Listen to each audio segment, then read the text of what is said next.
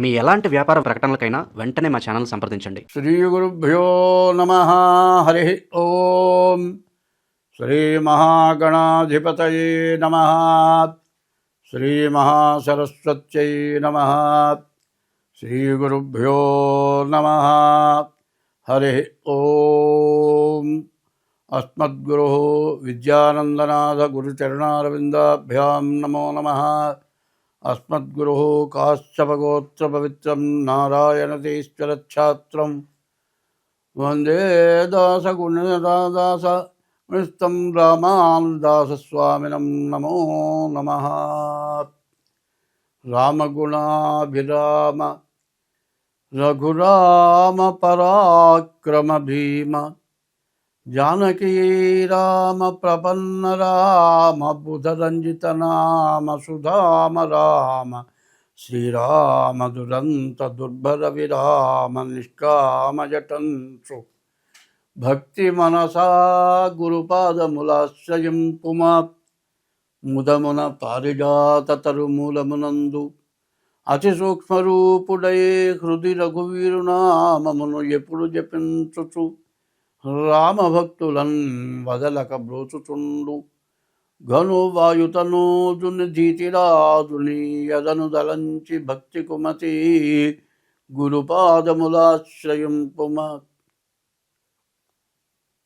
శుక్లాంబరధరం విష్ణుం శశివర్ణం చతుర్భుజం ప్రసన్నవదనం ధ్యాయేత్ సర్వవిఘ్నోపశాంతయే.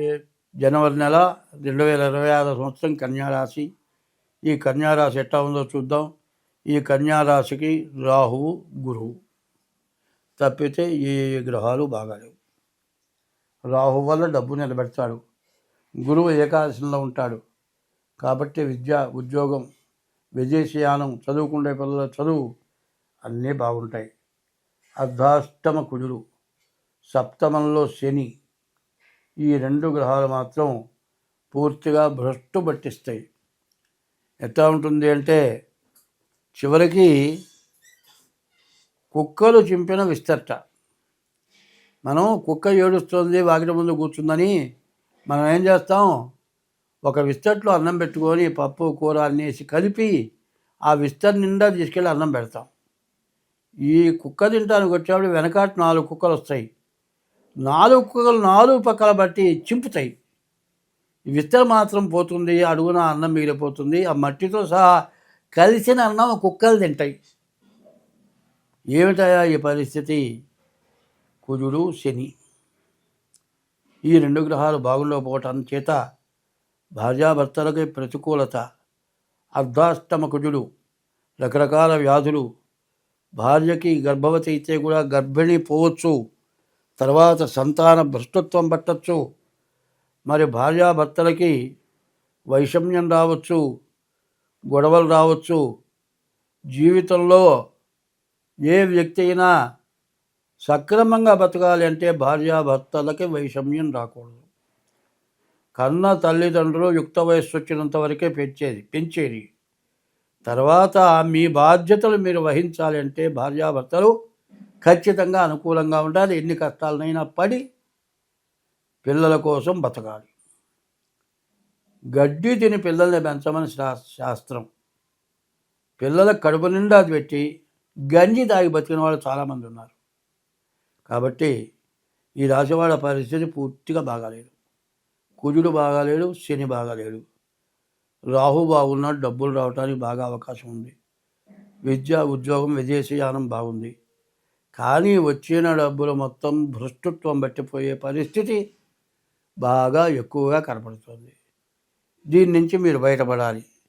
ఎప్పుడు కూడా ప్రతి వ్యక్తికి కూడా ఒక విశేషమైన మనస్తత్వం కావాలి. ఏమిటయా మనస్తత్వం అంటే వచ్చే దాంట్లో ఒక బడ్జెట్ పెట్టుకోమని చెబుతున్నా ప్రతి వాళ్ళకి. ఇంట్లో తినే సరుకులు కనీసం 5-6 ఉన్న 10,000 రూపాయల సరుకులు సరిపోతాయి. ఇవి కాదు, హోటల్కి ఆర్డర్ ఇచ్చుకోవాలి. అంటే నేను విమర్శిస్తున్నాను అనుకోవద్దు. ఫ్రైడ్ రైస్ లేకపోతే బిర్యానీ ఇవన్నీ ఆర్డర్ ఇస్తారు. వాడు ఏం చేస్తాడు, 3 రోజుల కింద వండింది వాడు ఓవెన్లో పెట్టి వేడివేడిగా తెచ్చిస్తాడు. అబ్బో వాడు ఇప్పుడే వండి తెచ్చిపెట్టాడు, ఇది తింటావు.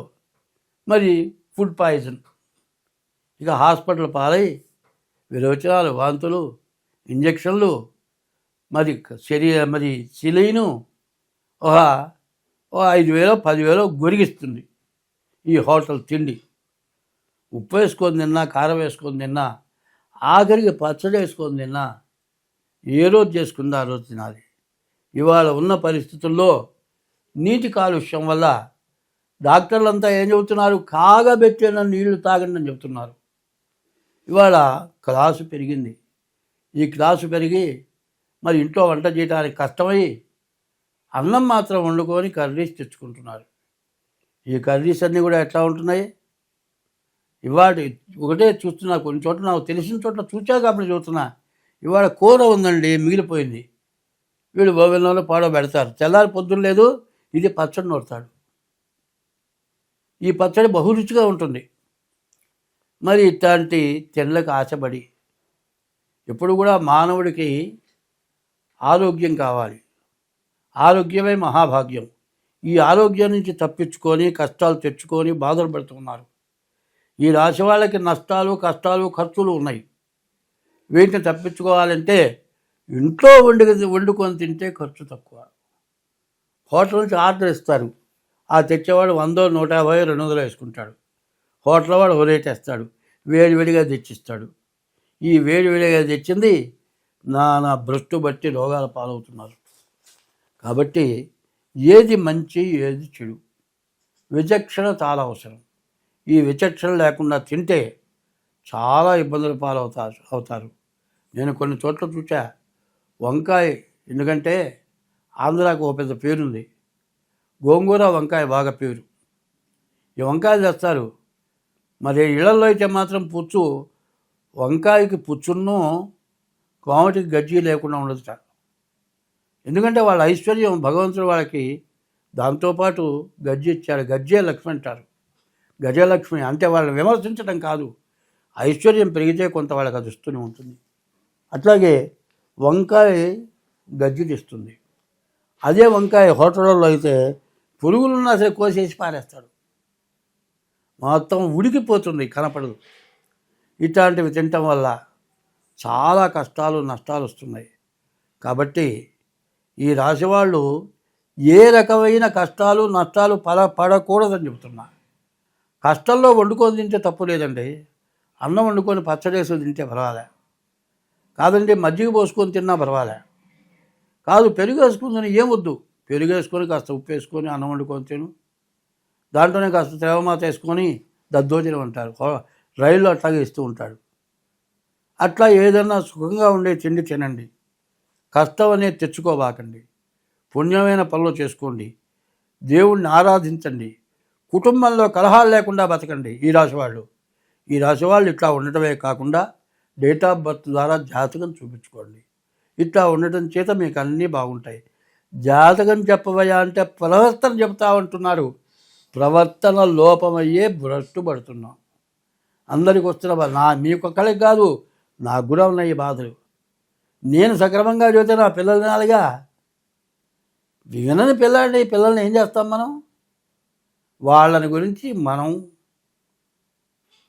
మరి అగ్నికి సుత్తెట పేచుట, ఇనువుకి కాలుస్తాడు, సుత్తె కొడతాడు.